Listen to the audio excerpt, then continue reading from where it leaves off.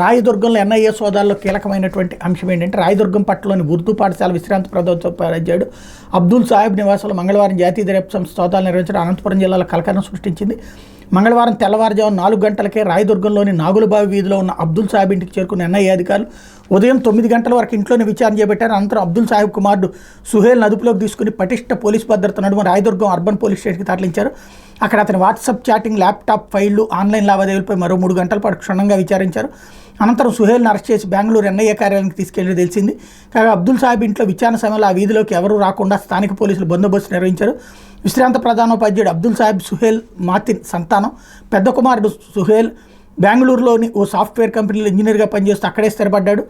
మాతిన్ స్థానికంగా బిస్కెట్ల వ్యాపారం చేస్తున్నాడు. కొద్ది రోజుల క్రితం తన మకాంను హైదరాబాద్కి మార్చిన సుహేల్ తరచూ బెంగళూరు వెళ్ళొచ్చేవాడు. 4 రోజుల క్రితమే బళ్ళారికి చెందిన అమ్మాయిని వివాహం చేసుకున్న సుహేల్ అప్పటి నుంచి రాయదుర్గంలోని తన స్వగృహంలోనే ఉంటున్నాడు.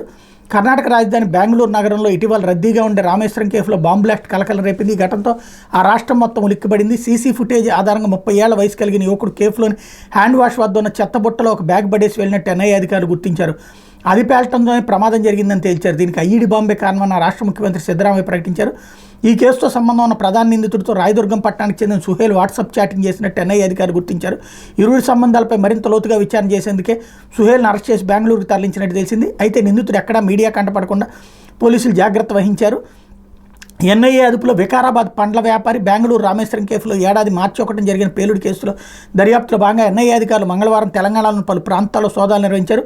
వికారాబాద్లో ఒక పండ్ల వ్యాపారం అదుపులోకి తీసుకున్నట్టు సమాచారం. ఇతని స్వస్థలం పూణే అని, నాందేడ్లోనూ పండ్ల వ్యాపారం చేస్తున్నట్టు తెలిసింది. అతనిపై కర్ణాటకలో పలు కేసులు నమోదయ్యాయని, ఒక కేసులో శిక్ష సైతం పడినట్టు ఎన్ఐఏ అధికార వర్గాలు చెప్పాయన్నటువంటి వార్తను హైలైట్ చేశారు. తీవ్రవాదం మన ఇళ్ల మధ్యలోకి వచ్చేసింది, ఎక్కడో జరుగుతున్నాయి మనకేంట్లే అనుకున్నాం. ఉత్తరప్రదేశ్లోనో, బాంబేలోనో, మహారాష్ట్రలోనో ఇంకెక్కడో అనుకున్నాం. తీరా చూస్తే అవి మన మధ్యలోకి వచ్చేసింది. కాబట్టి మనకి ఎంతవరకు భద్రత ఉంది అన్నటువంటి ఆలోచించుకోవాలి. తీవ్రవాదాన్ని సమర్థించే వెధవల్ని వెంటాడి వేటాడి లోపలేసేటందుకు సహకరించకపోతే కనుక రేపు పొద్దున మన ఇళ్ళ దగ్గర దాకా వస్తుంది ఆ తీవ్రవాదం.